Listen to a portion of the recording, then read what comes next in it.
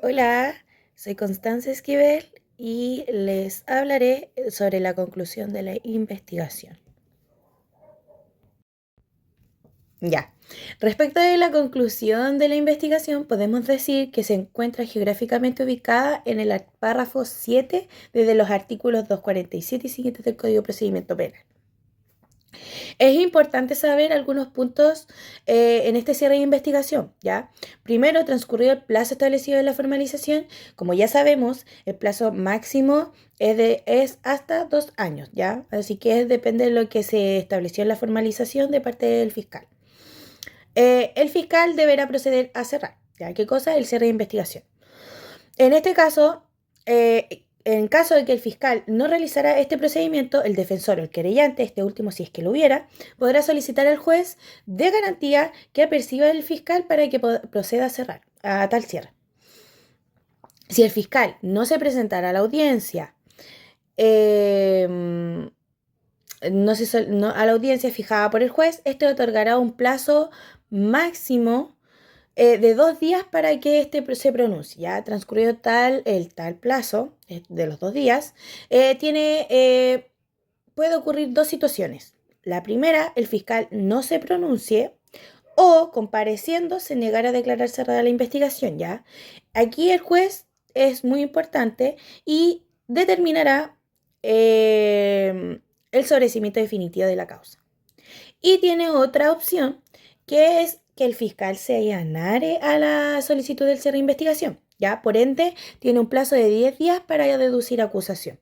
Transcurrido este plazo establecido para deducir la acusación, eh, y esta no se ha realizado, el juez fijará de nuevo un plazo máximo de 2 días para que el fiscal deduzca la acusación.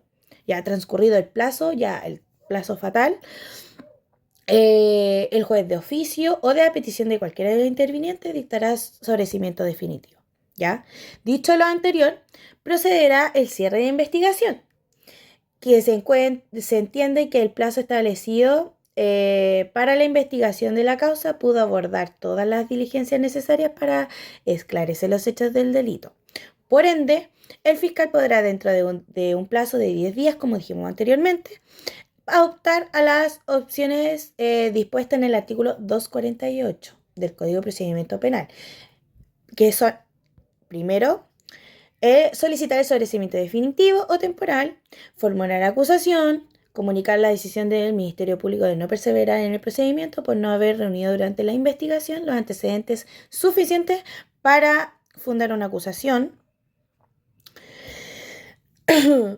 Y eso en relación a la acusación y los plazos, ¿ya? Ahora vamos a pasar a las causales del sobreseimiento definitivo, ya que estas están establecidas en el artículo 250 del Código de Procedimiento Penal, ¿ya?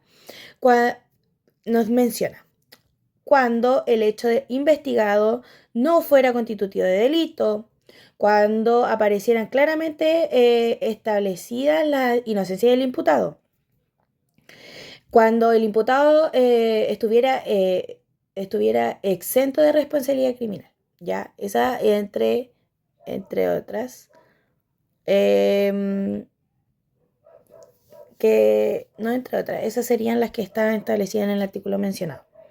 Los efectos que tendrá el sobreseimiento definitivo es poner término al procedimiento y tiene autoridad de cosa juzgada.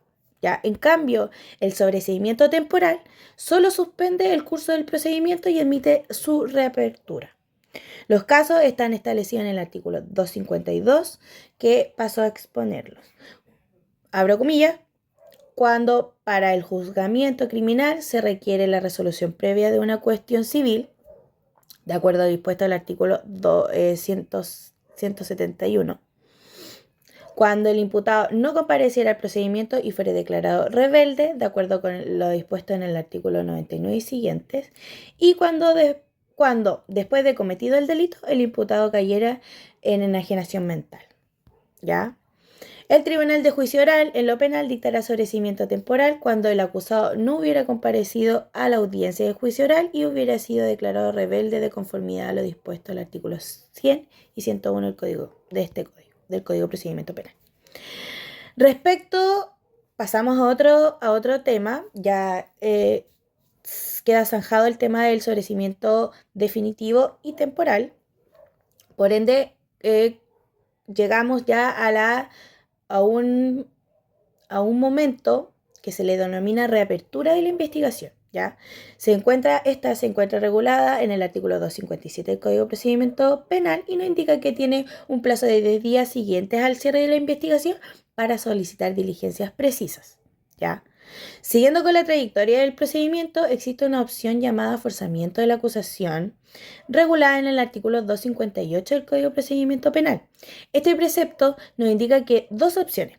Primero, si existe querellante particular, en este caso, si este interviniente se opusiera a la solicitud de sobrecimiento, el juez deberá informar al fiscal regional para que sea revisada la decisión tomada por parte del fiscal que tiene la causa. Tiene un plazo de 3 días. Si dentro de este plazo el fiscal regional decidiera que el Ministerio Público formule acusación, este informará si sigue el mismo o no el fiscal o no, ¿ya? O bien designaré a otro. Si la decisión fuera que se cambiara el Ministerio Público, este dentro de un plazo de 10 días siguientes tendrá para formular la acusación, ¿ya? O bien el fiscal regional ratifica la decisión del fiscal, el juez podrá disponer de la acusación del querellante. Esas son las opciones que pueden variar dependiendo de la causa. Por último, y no menos importante, es mencionar que debe contener esta acusación. ¿Ya? Está regulado en el artículo 259 del Código de Procedimiento Penal y nos indica que debe contener la individualización de él o los acusados y de su defensor, la relación circunstanciada de él o los hechos atribuidos y de su calificación jurídica, la relación de las circunstancias modificatorias de la responsabilidad penal que concurrieran, aún subsidiariamente, de la petición principal, la participación que se atribuye al acusado, la expresión de los preceptos legales aplicables, el señalamiento de los medios de prueba de que el Ministerio Público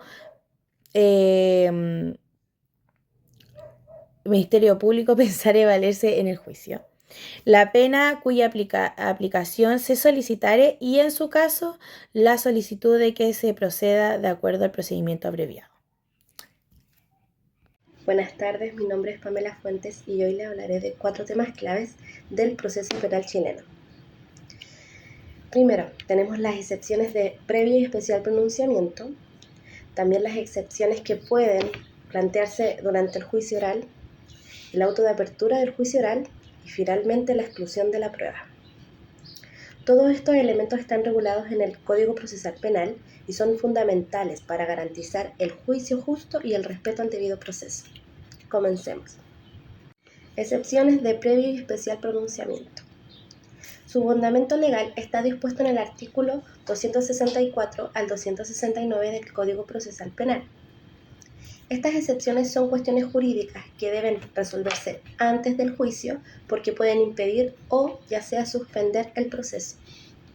El artículo 264 del Código Procesal Penal enumera las excepciones que pueden alegarse antes del juicio oral y entre ellas encontramos primero la incompetencia del tribunal, también tenemos la falta de autorización para proceder, la cosa juzgada o la litis pendencia y también tenemos la extinción de la responsabilidad penal, ya sea por amnistía, por muerte o por prescripción. Y finalmente tenemos el defecto legal de la acusación. El artículo 265 del Código Procesal Penal establece que las excepciones se deben presentar por escrito dentro de los 10 días desde la notificación de la acusación. El artículo 266, el tribunal fija la audiencia para oírlas, pudiendo recibir la prueba solo si es indispensable. El artículo 268, el juez puede acoger, rechazar o diferir la resolución del auto de apertura. Estas excepciones buscan depurar el proceso antes del juicio oral, resolviendo los defectos ya sean de forma o causales de extinción penal. Las excepciones en el juicio oral. Su fundamento legal está en el artículo 277 del Código Procesal Penal Y durante el juicio oral se pueden discutir excepciones nuevas o sobrevinientes, es decir, aquellas que no pudieron alegarse antes. Por ejemplo, si aparece una causal de extinción penal durante el juicio como la prescripción o si es que surgió la incompetencia del tribunal. Estas se plantean al inicio del juicio y el tribunal debe resolverlas inmediatamente antes de continuar con el debate. Su finalidad es garantizar que no se viole el debido proceso, resolviendo cualquier obstáculo jurídico antes de entrar al fondo del juicio. El auto de apertura del juicio oral. Está dispuesto en los artículos 277 al 279 del Código Procesal Penal. El auto de apertura es una resolución clave que pone fin a la etapa intermedia y da inicio formal al juicio oral. El artículo 277 dispone que se debe dictar por el juez de garantía una vez resueltas las excepciones. El artículo 278 establece el contenido tales como la identificación del acusado y el delito, tenemos la prueba que se rendirá en el juicio, el tribunal competente y la fecha de juicio. Dentro de los efectos que produce el auto de apertura es fijar los límites del debate oral, ya que solo puede discutirse la prueba admitida hasta esta instancia. Además, funciona como una especie de filtro que ordena el juicio y asegura a las partes que lleguen al tribunal con las reglas claras. Tenemos también la exclusión de la prueba, artículos 276 y 277 del Código Procesal Penal. Durante la audiencia de preparación del juicio oral, el juez de garantía puede excluir la prueba ya sea por ser manifiestamente impertinente o innecesaria, haber sido obtenida con infracción a las garantías constitucionales o por ser redundante. El tribunal puede excluirla de oficio o a petición de parte. Esta exclusión protege los derechos fundamentales y la legalidad del proceso, impidiendo que se utilicen pruebas obtenidas ilícitamente. Hola, me llamo Marcela Ríos y hoy les presentaré lo que es la prueba anticipada. Esta es la rendición de la prueba antes del juicio oral. Esto ocurre cuando el testigo declara y el fiscal le informa su obligación de asistir al juicio oral. Pero en muchos casos ocurre que el testigo se encuentra en inhabilidad para poder asistir al juicio oral, por lo que él tiene que manifestar esta imposibilidad y esta ausencia puede ocurrir por una ausencia a larga distancia como por una sobreveniencia de su muerte, por lo que debe informarle al fiscal esta inhabilidad y el fiscal tendrá que informar al juez de garantía para que éste realice una audiencia especial para la recepción de la prueba anticipada. Esto lo podemos ver consagrado en el artículo 191 y 280 del Código de Procesal Penal. También hablaremos de los principios del juicio oral, los cuales están consagrados en el artículo 282 al 291 del Código Procesal Penal, los cuales son la continuidad del juicio oral, la presencia ininterrumpida de los jueces y el fiscal, la presencia del acusado y la presencia del defensor, también la ausencia del querellante, la publicidad de la audiencia, los incidentes de la audiencia y la oralidad. Respecto a estos principios, la audiencia deberá desarrollarse de forma continua y prolongarse en sesiones sucesivas hasta su conclusión. Esta podrá suspenderse solo por razones de necesidad y por un tiempo mínimo necesario para la suspensión. Esto podrá ocurrir no más de 2 veces, con sus excepciones. También la presencia ininterrumpida del juez y del fiscal, del Ministerio Público, tomando en cuenta que si el querellante se opusiera a la solicitud de sobreseimiento formulada por el fiscal, tendrá que disponer el juez si esto se remita al fiscal regional. La presencia del acusado es un principio del juicio oral. Esto debido a que él deberá estar presente durante todo su juicio. Pese a esto, existen dos excepciones, las cuales son que el acusado pida o solicite al tribunal que pueda salir de la sala, dándole tiempo de que él pueda estar en una sala aparte de en la que se está realizando la audiencia, como también que el acusado perturbar el orden de la audiencia, haciendo así que a este lo retiren de la sala, también dejándolo en una sala contigua a la que se realiza la audiencia.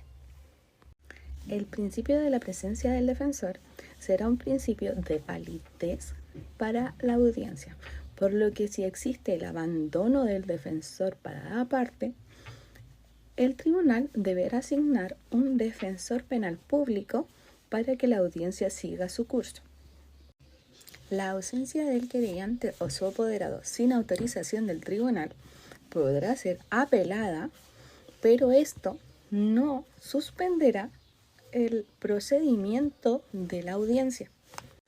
El principio de la publicidad en el juicio oral nos presenta que toda audiencia deberá ser pública, pero pese a esto existen excepciones, las cuales protegen la intimidad, el honor o la seguridad de alguna de las partes, por lo que si existiera algún riesgo de alguna de ellas, la audiencia podrá ser autorizada para realizarse de manera privada.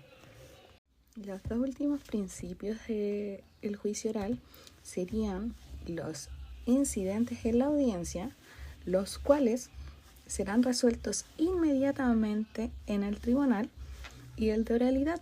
El principio de oralidad nos presenta que cada intervención de cada participante deberá ser de manera oral. La prueba tendrá 3 disposiciones generales. Estas consagradas en el artículo 295 al 297 del Código Procesal Penal. Estas serán la libertad de la prueba, la oportunidad de rendición de la prueba y la valoración de la prueba. Tomando en cuenta que la libertad de la prueba, se nos considera que la prueba podrá ser dada de cualquier medio, pero siempre siguiendo los parámetros legales que nos asigna la ley. La oportunidad de rendición de la prueba siempre será al momento del juicio oral, en la audiencia.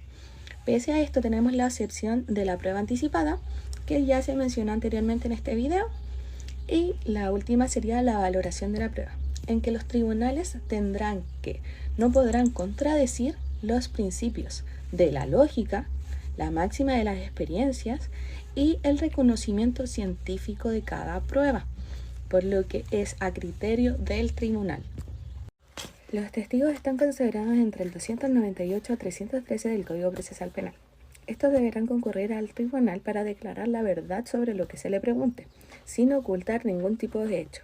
Si estos renunciaren a comparecer con justa causa, darán lugar a que sean conducidos por medios de fuerza pública y quedarán obligados a pagar las costas que hubieran ocasionado por su ausencia.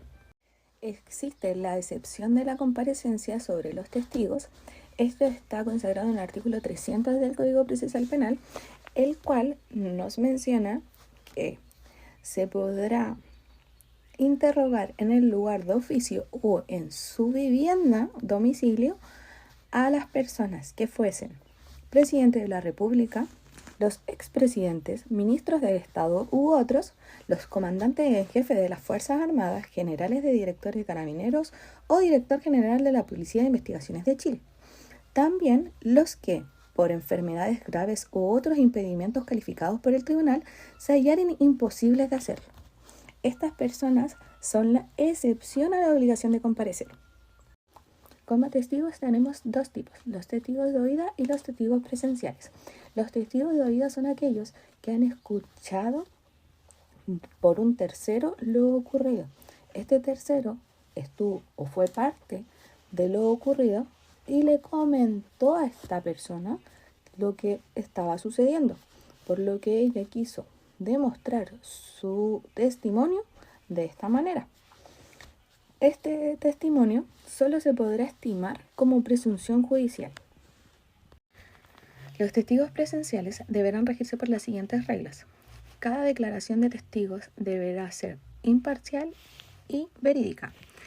Deberá también ser de testigos contestes los hechos y sus circunstancias especiales, sin tachas, legalmente examinados, que den razón a sus dichos. También, cuando la declaración de una de las partes de los testigos sea diferente a la del testigo de la otra parte. También, cuando el testigo de una de las partes tenga iguales condiciones de ciencia, imparcialidad y veracidad con la otra parte, cuando los testigos sean iguales en circunstancias o en número, para que no exista sana razón de que pueda inclinarse a dar más créditos a una parte que a la otra, y cuando la declaración del testigo de una de las partes sea diferente. El desarrollo del juicio oral está consagrado en los artículos 325 a 338 del Código Procesal Penal.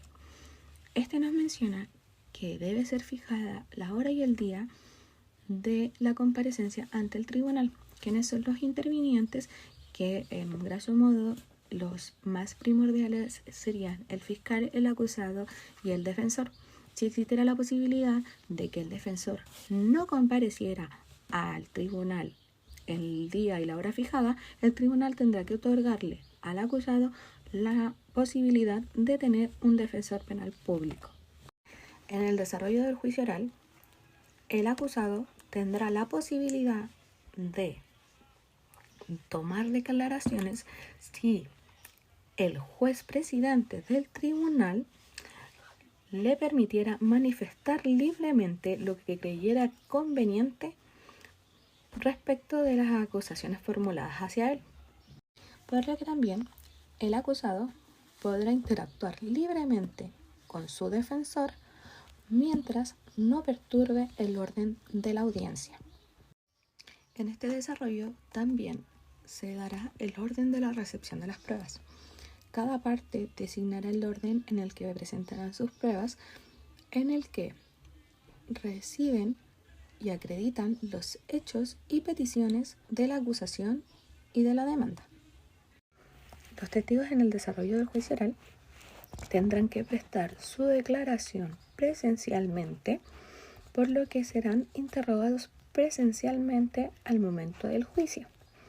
Estos no podrán ser sustituidas por lecturas de otras declaraciones o declaraciones anteriormente dadas, por lo que si el testigo necesita o siente la necesidad de releer su declaración, podrá tener un tiempo de ello para luego prestar su declaración. La excepción de esta regla está reproducida en el artículo 331 del Código Procesal Penal, el cual nos menciona que se podrá dar lectura a los registros de declaraciones anteriores cuando se tratará de declaraciones de testigos que hayan fallecido, que tengan incapacidad física o mental, que se ausentaren del país, y cada una de ellas deberán haber sido autorizadas por el juez de garantía en una prueba anticipada, dado así que el juez de garantía haya asignado un juicio especial para la recepción de estas declaraciones. Para finalizar el desarrollo del juicio oral, el cual está consagrado en el artículo 338 del Código Procesal Penal, el que nos menciona el alegato final y la clausura de la audiencia del juicio, concluida la recepción de las pruebas anteriormente señaladas, el presidente de la sala dará la palabra sucesivamente a cada una de las partes para que presenten las conclusiones de los hechos, el cual también dará un tiempo limitado para que éstas puedan exponer los hechos y sus conclusiones. Luego de esto, el juez pasará y otorgará la palabra al acusado para que manifestara lo que estimará conveniente. Para finalizar, se declarará cerrado el debate. La sentencia definitiva está consagrada en el artículo 339 a 351 del Código Procesal Penal.